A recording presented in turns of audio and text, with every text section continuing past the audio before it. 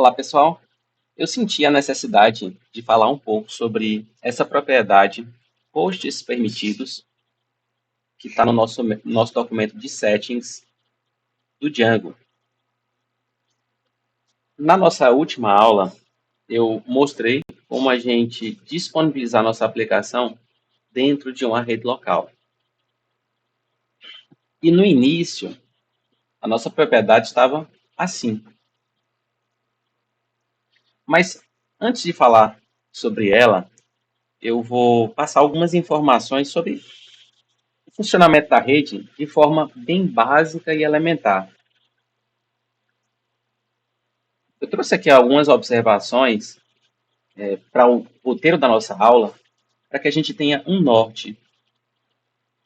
Então, só para que a gente possa entender como é que funciona uma rede.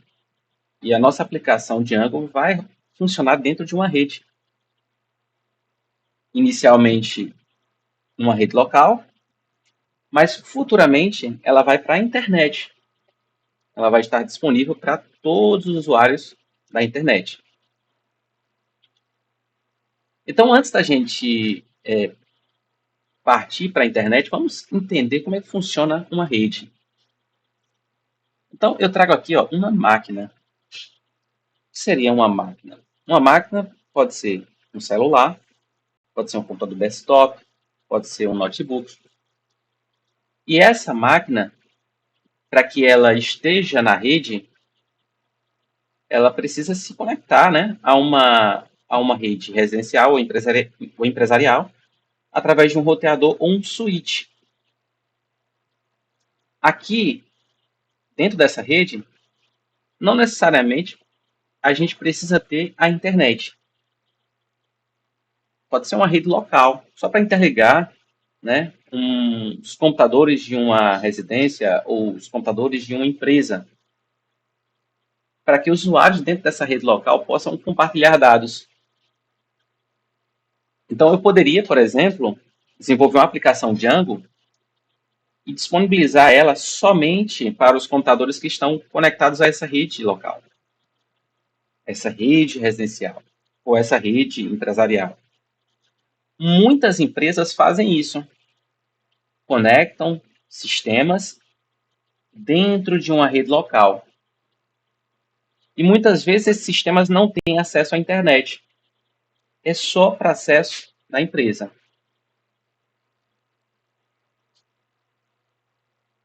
Só que essas redes elas também podem ter acesso à internet. E para isso, essas empresas elas podem contratar um provedor de internet. Eu trouxe um exemplo aqui para a nossa cidade, São do Bonfim. Então, aqui nós temos vários provedores de internet, mas eu trouxe dois, que são alguns dos mais conhecidos, pelo menos para mim. Tem Fornet, que é o provedor de internet que eu uso na minha residência, e eu conheço também aqui na cidade esse provedor, JRNet. Quando eu chego aqui, nesse provedor, esse provedor tem uma rede de internet que interconecta todos os clientes que adquirem, né, o serviço de internet deles. Então, eles vão interconectar a minha casa com a casa do vizinho, com a casa dos demais vizinhos, com a casa de todo mundo que vive nessa cidade que contrata aquele serviço de internet. Então, ela reúne, né, várias máquinas de vários clientes aqui. E como é que o provedor de internet, que reúne todos esses clientes, vai permitir que esses clientes tenham acesso à internet? Então, o provedor de internet também precisa se conectar, por exemplo, a um backbone. O que seria esse backbone, né?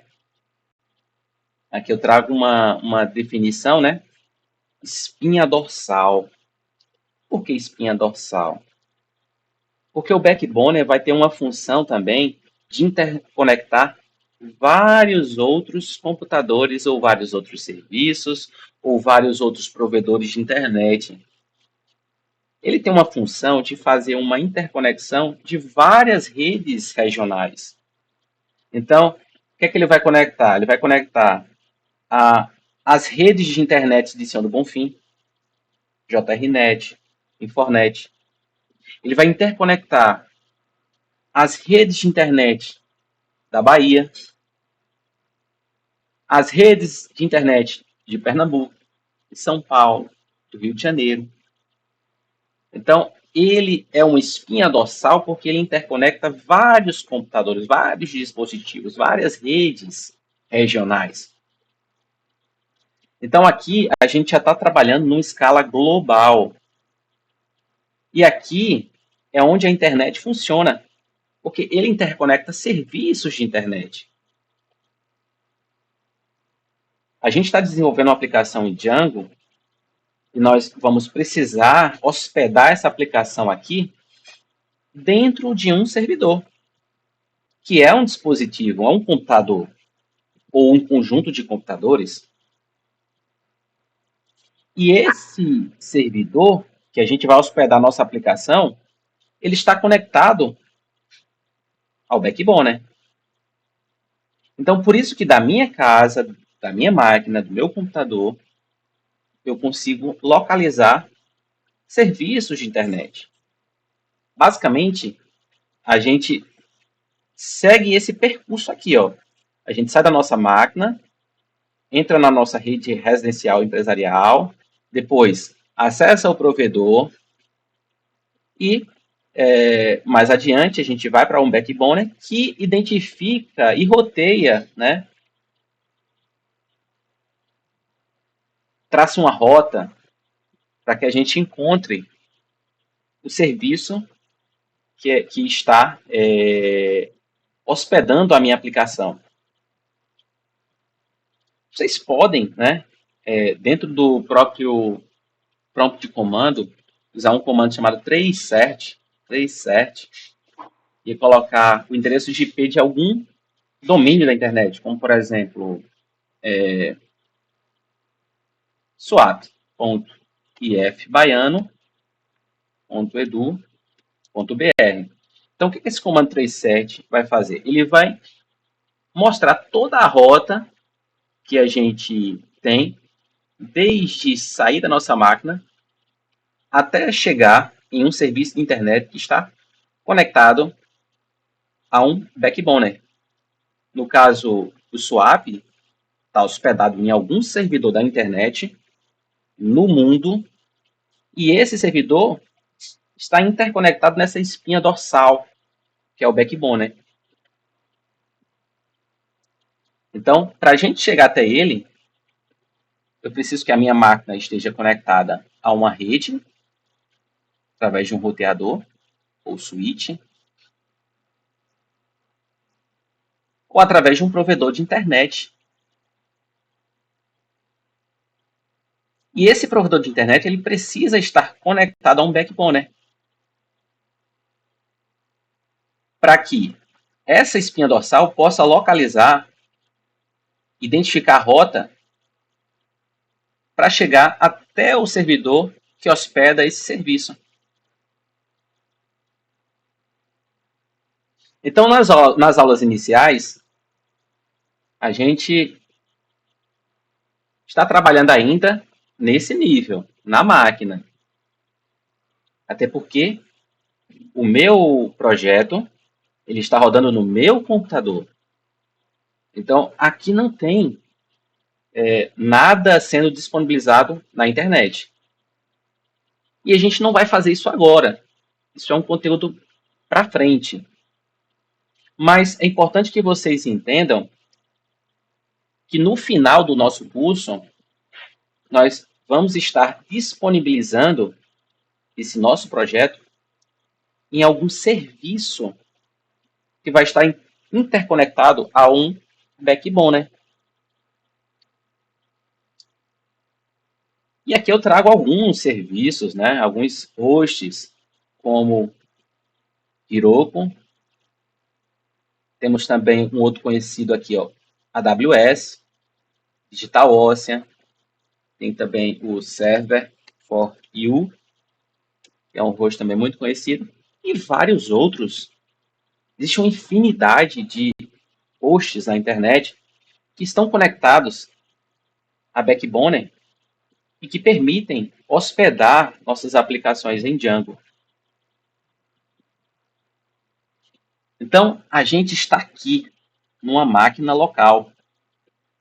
E na nossa última aula, eu mostrei como disponibilizar nossa aplicação nessa segunda camada, dentro de uma rede empresarial.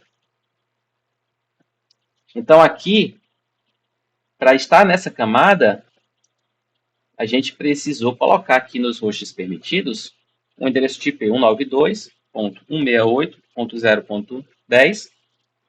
Por quê? Porque nós identificamos, através do comando ipconfig,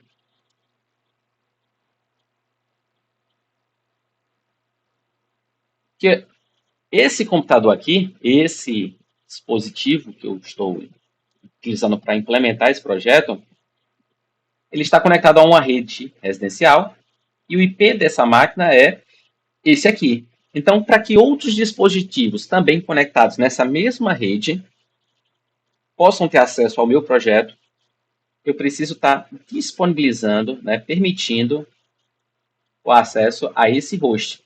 Então, eu tive que colocar esse endereço tipo aqui. Se eu não quiser disponibilizar ainda na rede, eu posso simplesmente deixar dessa forma, que é a forma padrão. E o que é que acontece quando eu deixo nessa forma padrão?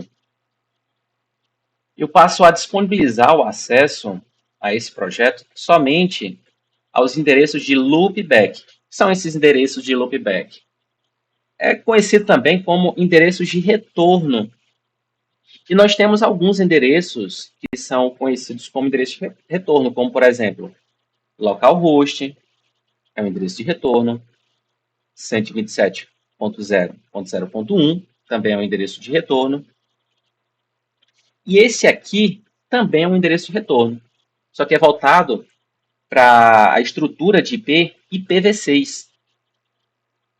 Então, se eu quiser definir manualmente, eu posso colocar dessa forma. Ou, se eu quiser apontar somente para os endereços de loopback, deixar assim. Quando é que eu vou ter que especificar isso aqui manualmente? Quando eu quiser disponibilizar minha aplicação dentro de uma rede local e, ao mesmo tempo, permitir também o acesso aos endereços de loopback. O que é que eu estou querendo falar aqui? Se eu colocar 192.168.0.10, que é o endereço da minha rede local, a minha máquina na rede local, ele está recarregando aqui, ó, o servidor.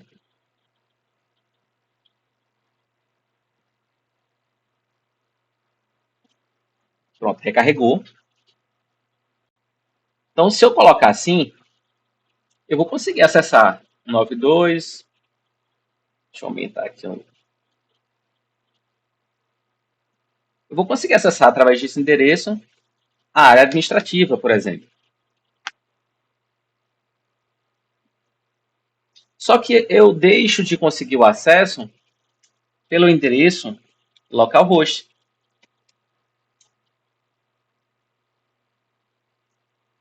Veja, que aqui ele fala que eu preciso adicionar localhost na propriedade hosts permitidos. E também deixo de acessar pelo endereço 127.0.0.1. Então, para que eu possa ter acesso também aos meus endereços de loopback, eu preciso adicionar manualmente cada um desses endereços aqui.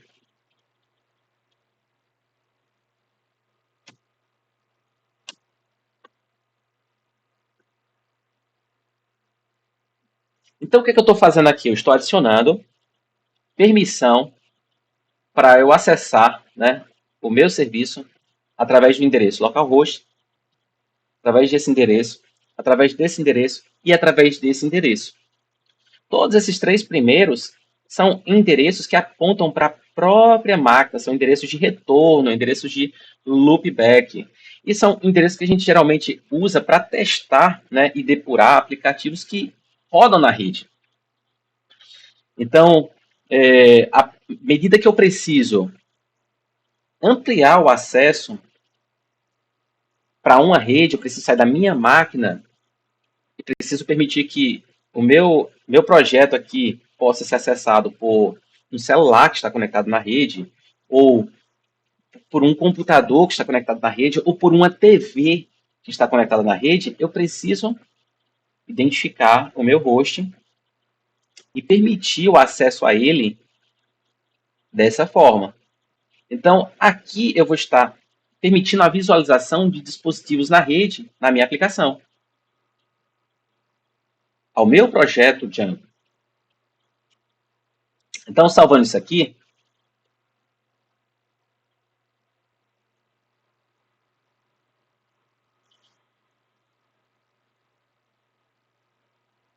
agora eu consigo acessar pelo endereço 127, eu consigo acessar pelo localhost e também pelo endereço 192.168.0.0.1.10.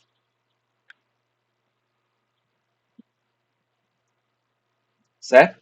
Inclusive agora, pelo meu celular, eu consigo ter acesso também a esse serviço.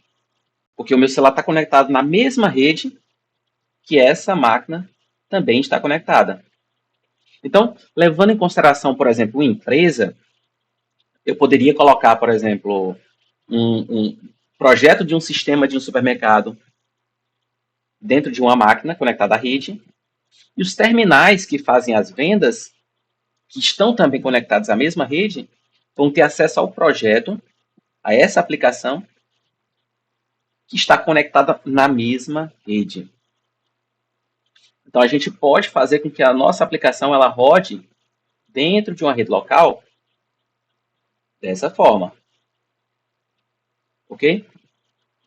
Então, aqui eu passei, né, informações sobre como a gente acessa o nosso projeto através de endereços de loopback, que são esses endereços aqui, e também através de uma rede local. Para a gente descobrir qual é o IP da nossa máquina, a gente, dentro do Windows, a gente vai abrir o CMD, digitar o comando ipconfig. Dentro do Linux, abrir o terminal, digitar o comando ifconfig, como nós fizemos aqui, né? Digitamos o comando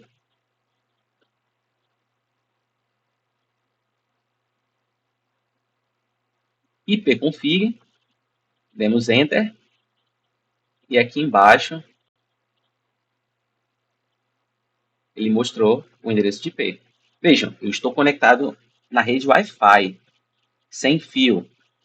Mas se eu tivesse conectado a uma rede cabeada, provavelmente ele mostraria o endereço de IP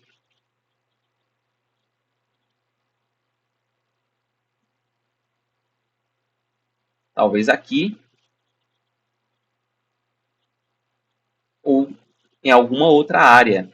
Mas ele identifica que aquela rede é uma rede cabeada, uma rede Ethernet. Se fosse uma rede Bluetooth, apareceria aqui. Tá? Então, eu preciso identificar o endereço da máquina através do comando ipconfig. Beleza. Só que eu quero ir mais adiante ainda. Digamos que agora eu quero disponibilizar o meu projeto para que vocês, na casa de vocês aí, nas suas residências, ou em qualquer lugar no mundo, possam ter acesso ao meu projeto que eu estou rodando nessa minha máquina, nesse meu computador. Então, o que é que eu tenho que fazer? Primeiro, eu tenho que verificar qual é o meu IP público. Através desse site aqui, a gente consegue obter essa informação.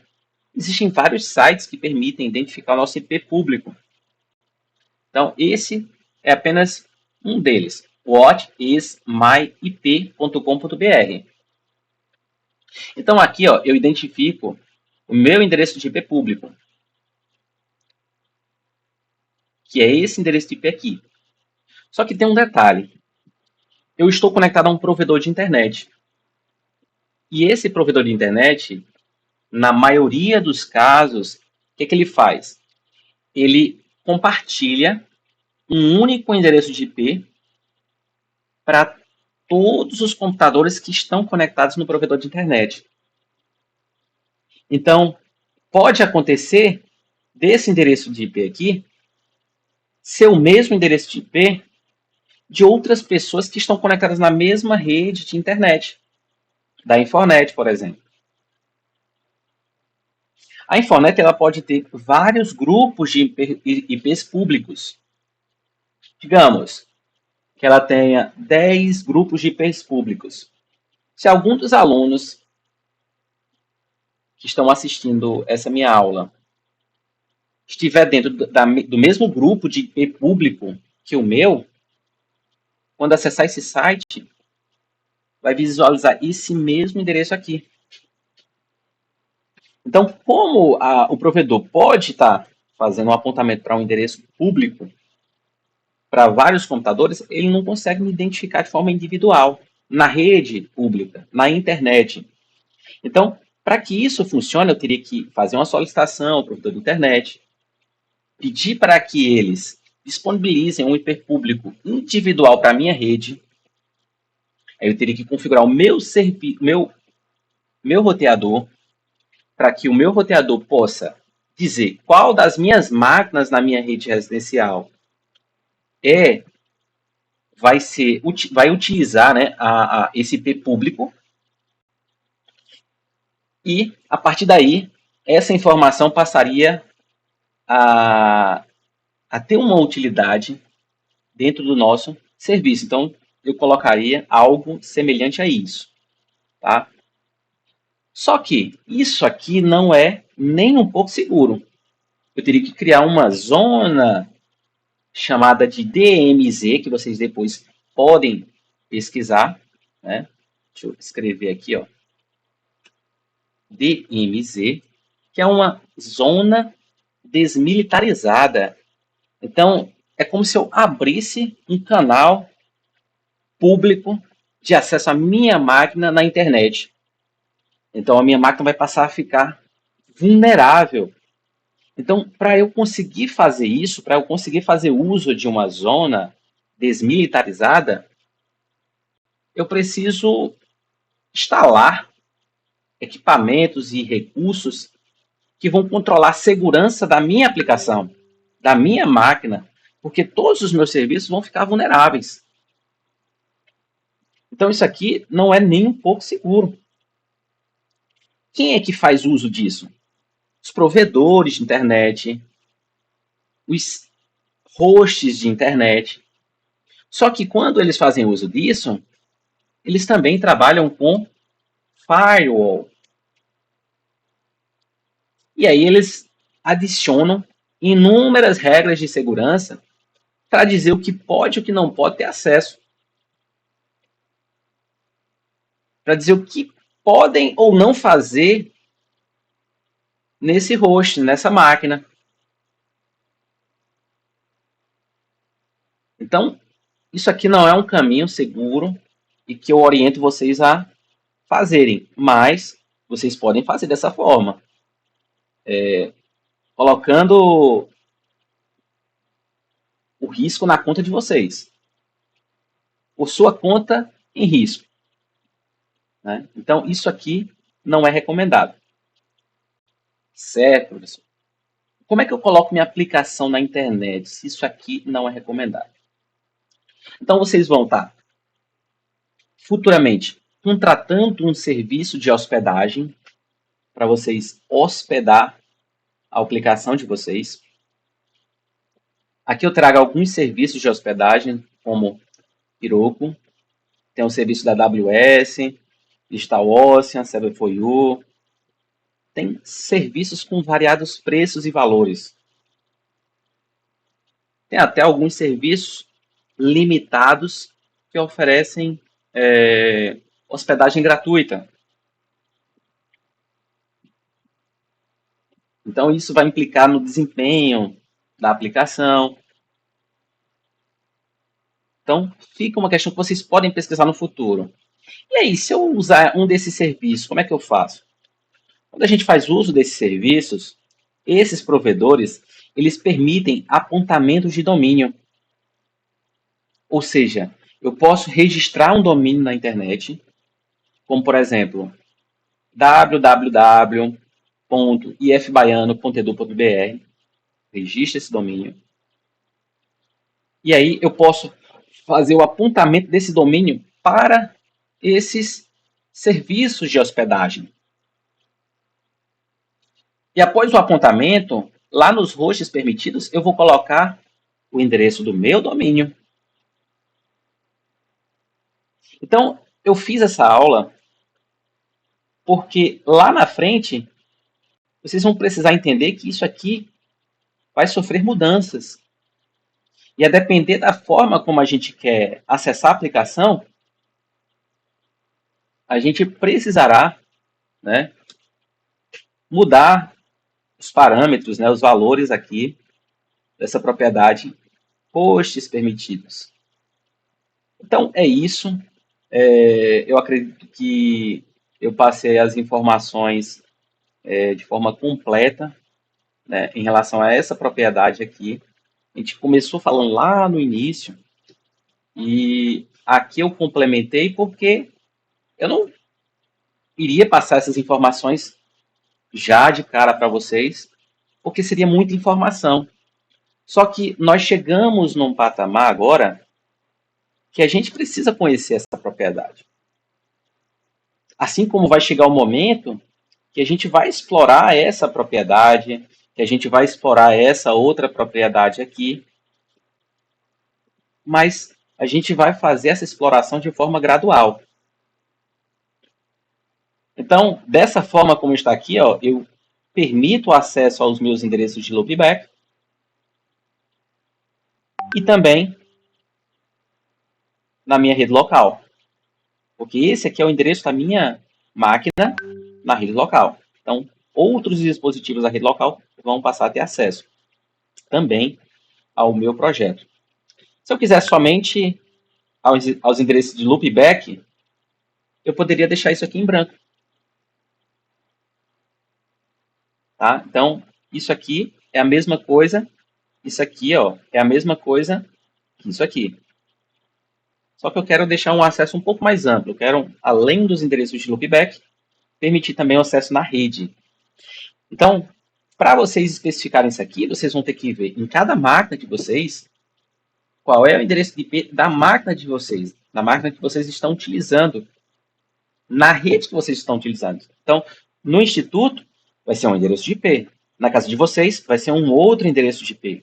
Numa empresa, vai ser um outro endereço de IP, porque cada rede local tem a sua distribuição de IP. Então, aqui eu passo a ter acesso tanto através desse endereço, como também através dos endereços de loopback.